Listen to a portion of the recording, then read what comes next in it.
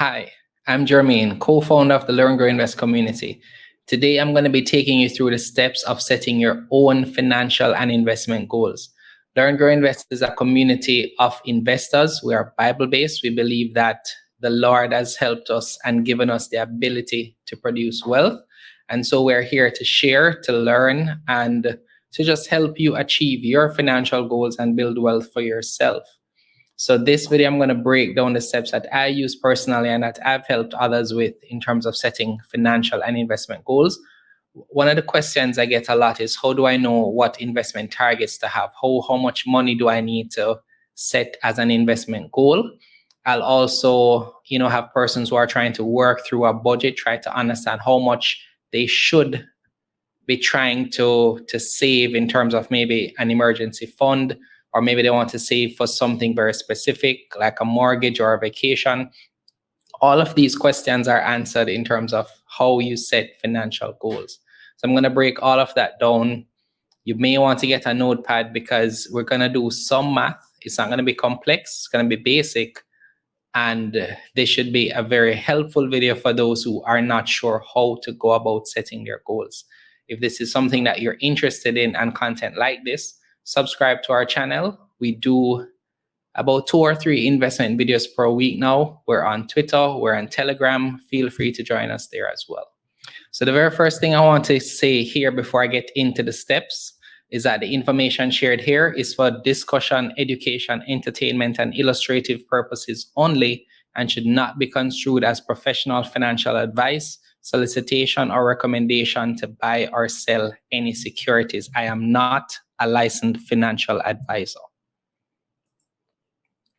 So in terms of when we want to set financial goals, I'm defining here a financial goal as a target to aim for when you're managing your money. Now, this can involve a lot of things, right? So we see financial goals being important when we want to, let's say we want to clear our debt. So our financial goal could be to pay off $10,000 in X time. Or we want to set a goal for investing. I want to make X amount of money by a certain time. These are the type of goals that we're going to be talking about how to set them. The most important thing though, and I'm going to break these steps down for you, is that these goals need to be smart.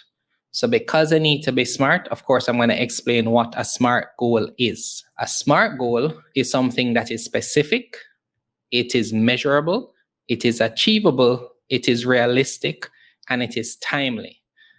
Now, these words may be easy to understand, but not many people really truly understand how to set SMART goals.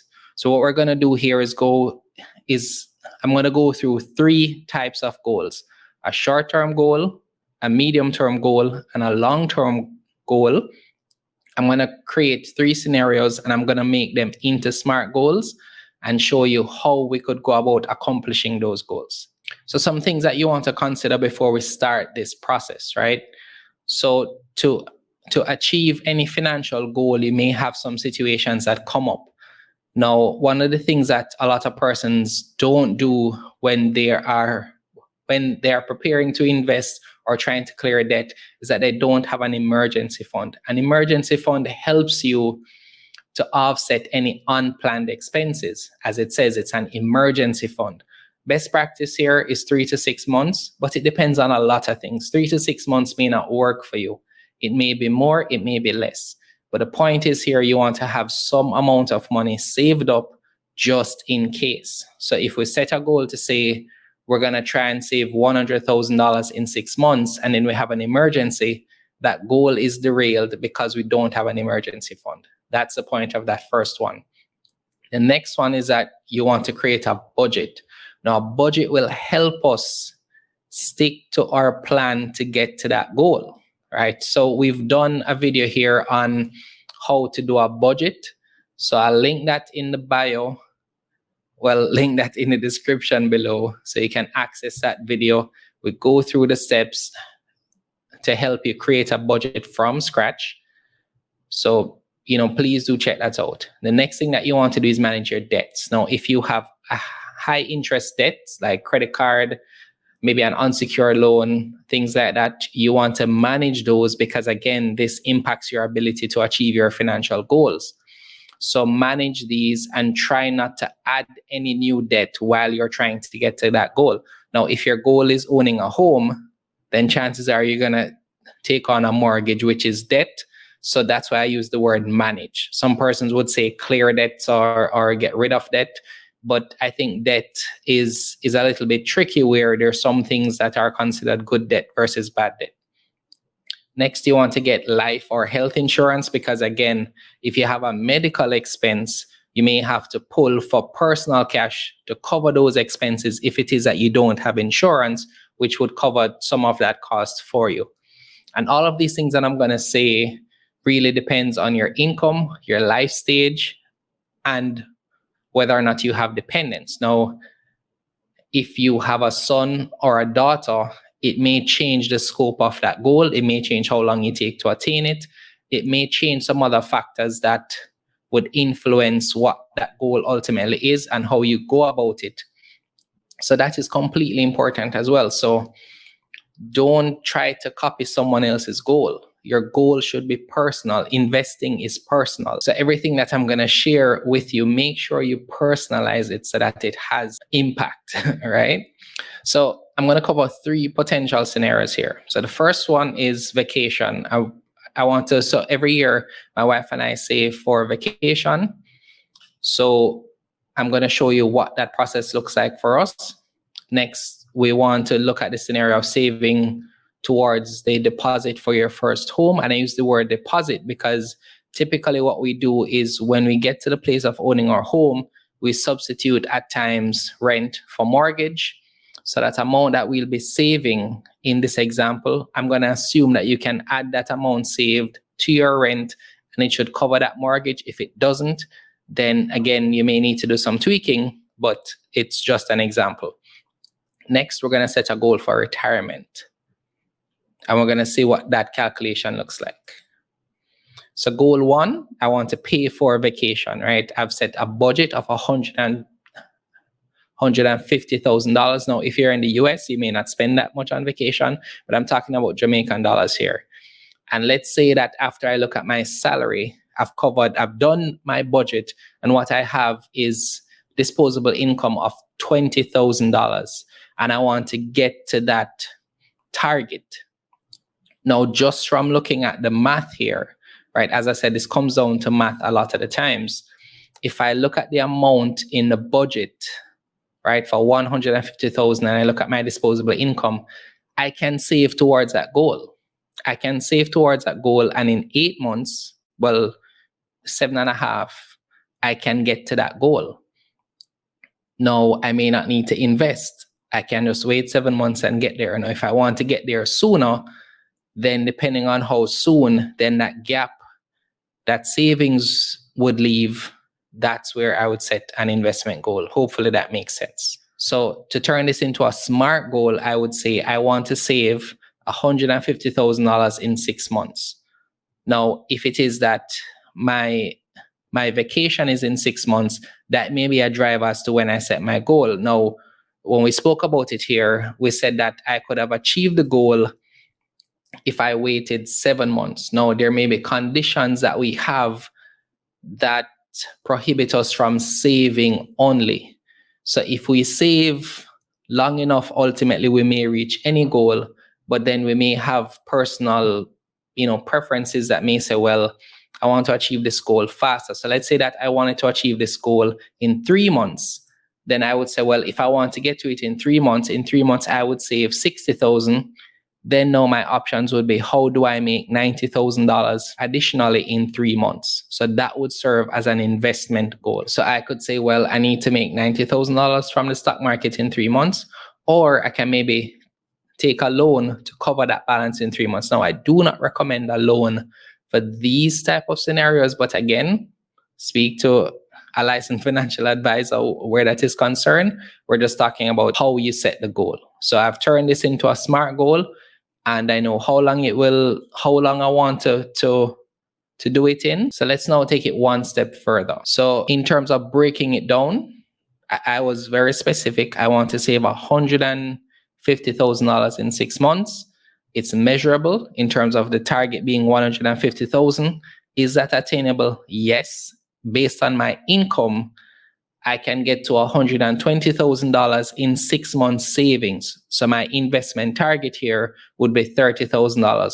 So what I would need to do, that first month I put down 20,000, I may want to use that to try and make an extra $5,000 each month. So my investment target could be $5,000 per month, and then I would get that additional 30,000 over 6 months. Is the goal attainable? Yes, based on my income and my ability to invest. Is it realistic? Yes, because if I just wait 1 more month or 2 more months, I can comfortably afford this. Is it time bound? Yes, because I've said it is going to be 6 months. So goal number 2, I want to pay for my first home. And as I said, we're going to use the deposit here because you're not likely to find a home for 2 million Jamaican dollars. So it's a deposit. This is 10% deposit being $1 million and 10% closing costs. Now the closing costs are a little bit different. I'm just using a round number to make it easier to calculate. I'm using the same disposable income. So naturally, based on the fact that it's a larger goal and my income, my disposable income is the same, I'll need a longer target. Now, this is what I call a mid-term goal. So I've set this goal for 5 years. So I said my SMART goal is I want to save $2 million in 5 years. Now, we already know that based on us being able to save $20,000 per month, if we only save, we would save $1.2 million in 5 years. Now, that's actually quite a good amount that we would have saved. Now, looking at this through the lens of a SMART goal again, it's specific, it's measurable, it's attainable, maybe, right? So we're not sure, is it attainable? Because now the gap that we would have is $800,000. Now, can I invest and get to that amount? Well, if it is that I'm putting down that amount of money, I'm reasonable in terms of knowledge, or I can speak to a financial advisor and help to cover that gap, then I may say, well, do I put it in a fund that gets me X amount of returns for that period? I could say, well, based on my own skills as an investor, if I save $240,000 a year and I make 20% on each year, that'd be about $50,000. Would that help me get there? No. So, okay, I can work those things out to say, is it a realistic goal? I may decide to say, well, 5 years is not practical enough. I'm only able to invest and comfortably say that I can make a profit of 300,000 or 400,000. That difference now is what I can either save longer or I can borrow that difference, right? So that's how you can work around either the timeline or the amount to make it a more realistic goal. So how realistic it is, think about it this way. If I'm able to save 20,000 per month and in 5 years that gives me 1.2 million, if I save 30,000, that would actually be 1.8 million. If I save 40,000 per month for 5 years, it would get me that goal. So the realistic nature of the goal depends on how much I'm able to save consistently, and then assuming that I'm not going to be losing any of this money. And the final example is saving for retirement. Now, saving for retirement, that number for you will look different. The number is different for everyone. Now, I've used this number because it's, again, nice round figure. It may be something that makes sense depending on your standard of living, your family, how you see yourself living in retirement, and it also depends on your age. So let us assume that I'm 35 years old and I've worked out with my wife that $50,000 or $50 million is enough to cover our expenses. We're assuming that our mortgage is paid off already. We're assuming that we won't have any car payments. We're assuming that we have health and life insurance, and what we need is enough to be able to spend and pull from it a little bit each year and maybe live for another 30 years. So I'll be saving and investing for 35 years, or 30 years rather, and then expecting to live for another 30 years. So what I'm saying is this money is going to serve me 60 years. But remember, when you get to the age of 65, in terms of retirement, you're not going to need $50 million up front. You may need, 1 million per year or 2 million per year, because most of your expenses at that age would not be the same as when you're 30 or 35. And that's how you think about your financial goals. Think about what your realities will be during that time. Now, health is a factor. There are other considerations that you may want to think about here, but you can write those estimates out, like, plan to pay this amount for electricity and utilities. I'm expecting to have this amount of fuel. I want to do 1 or 2 vacations per year. I want to be able to do a certain amount of volunteer work or charity work. Write those down, calculate that total, multiply it by the number of years you're expecting to live, and that can serve as your budget for retirement. So we're going to turn this into a SMART goal. We're going to say I want to save 50 million. Well, it says 30 months here. Sorry about that. It should say 30 years. So is it now specific? Yes. 50 million in 30 years. Is it measurable? Yes. The target is 50 million. Is it attainable? 20,000 per month for 30 years is 7.2 million. That's a very, very big gap.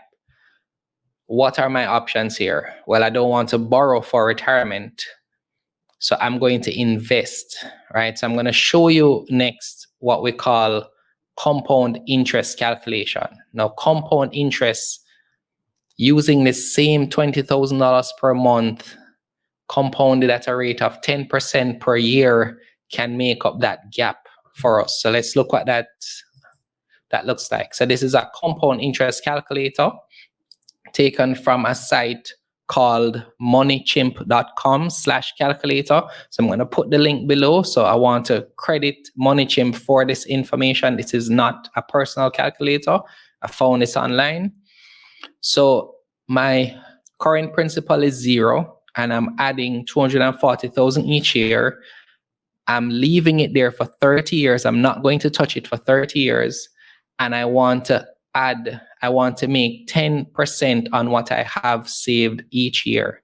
So the first year, I want to make 10%. So that's 24,000. I'm going to add that amount now.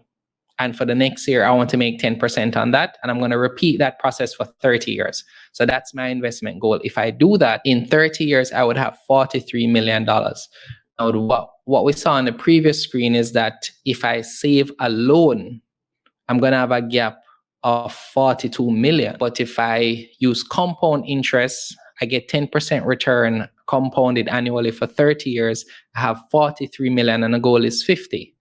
So let's see if we do it for 35 years. Well, this one actually put 20 years first, then I'm going to put 35. So for 20 years, it would actually be significantly less. So 10 more years of compounding gives us almost 30 million more. And if we did it for 35 years, so 5 more years of compounding gives us 71 million. Now that is the power of compound interest. That is why we invest. That is why we don't just leave our money in the bank, because with compound interest, we can get to our goals a lot quicker, and it makes it a more realistic goal, right? Because if I saved only, I would have 7 million after 30 years. But if I try to get 10% compounded on my money each year for 30 years, for 35 years in this case, I would have $71 million. So using all of this information, we're going to now take it into, I'm going to take you through the steps in terms of setting those financial goals for yourself. So you want to identify the goals. So everything that you can think about that is a goal has a financial component to it. Now, that financial component may be 0. You may say, well, I want to take some time off and rest. That is a goal.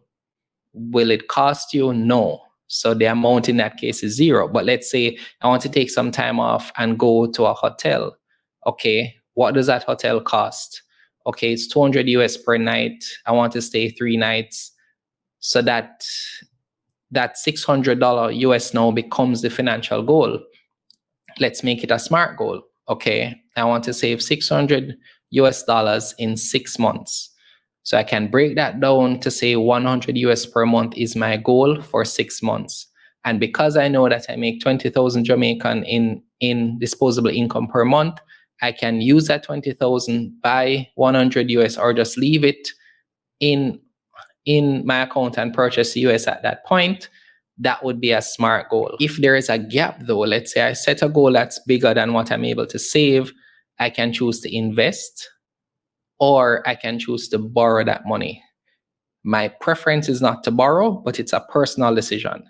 Let's say that I want to make up that balance. So let's say I want to go to a fancier hotel and I'm saying, well, it's $1,000 US.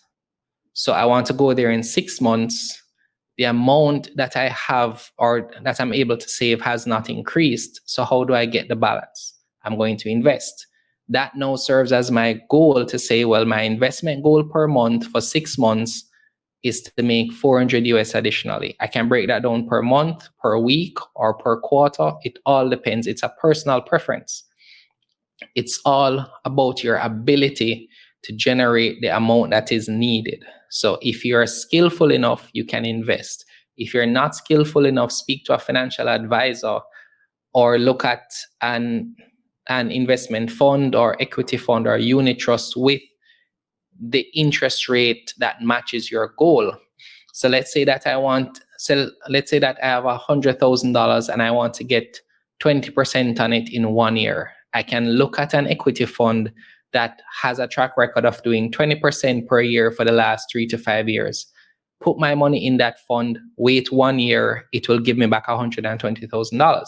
That's also another way to do it. So when you're setting these financial goals, it's really about calculating and seeing what you're able to do, what the vehicles that you can invest in provide. So for example, the stock market, if it does an average of 15% per year and you're investing and you're not a savvy investor, you may say, well, let me plan for 15%. Now you can do more, right? There are ways to make a lot more from the stock market, but it takes experience. And if you're not experienced, speak to a licensed financial advisor, as I've said so many times before. The next thing that you want to do, point 3, is you want to choose the right asset class. Now, there are many things to invest in: stocks, cryptocurrencies, real estate. The asset class should match your risk appetite and your time horizon. If I want to make 20% on my money, I'm not going to invest in real estate if my goal is to get that money in a year, because it's not likely. It will take me 6 months to buy the home and then maybe another 6 months to sell it. I'm not going to be able to get much out of that transaction. I may choose the stock market if it is that I want 20 to 40% in a year, because I see that as being realistic. If it's a 5-year goal, if it's a 10-year goal, real estate may match. Some persons may choose cryptocurrencies. Some persons may choose pieces of art or whatever asset they think is right, matching the preference of the investor. The next thing that you want to do is automate this. You want to make it something that if you're saving that $20,000, send it to the same account automatically each month. Make it so that you're disciplined enough not to touch that money. And you want to have contingencies. You want to be sure that you have that emergency fund if it does not work out the way you're expecting. Or let's say that you save for 6 months and when you get to that goal, now you're ready to pay for it, the cost has increased. That brings me to another point where sometimes what I like to do is create a buffer. So if I check with a hotel now and the cost is, let's say, $1,000 US, I may say, well, let me budget for $1,200. Or I may say, well, no matter what, I'm not spending more than $1,000. So that's also a way to tweak the goal, but you want to be sure you have plan B, C, and D just in case. It's always good to invest in multiple streams of income. It's always good to invest a little bit with a goal that's a little bit higher than what you need just in case. So I hope you found this video helpful. This, as I said, is a method I use to set my own financial goals. Is what I've used for the last 3 or 4 years. when we do our budget each year, we write down our goals, add figures to them, and we work towards those goals. Let me know if this works for you. Does it make sense? Do you have another way? Let me know in the comments below. Help me, because maybe there's a better way that you could show me to do it. But hopefully this video is helpful. If you like the content that you've seen here today, consider subscribing to this channel if you have not done so as yet. Like this video, it helps us to reach more persons. It tells YouTube that you found value in this video. And be sure to follow us on social media. We post content daily on Twitter. We're on Instagram, we're on LinkedIn, we're on Facebook, we're on Telegram, and we're on TikTok. So before you go, I want you to check out the video that I mentioned on budgeting. I've linked it next. So watch that video. You want to work on that budget, work on your emergency fund, and that will help you get to that next step in achieving your financial goals.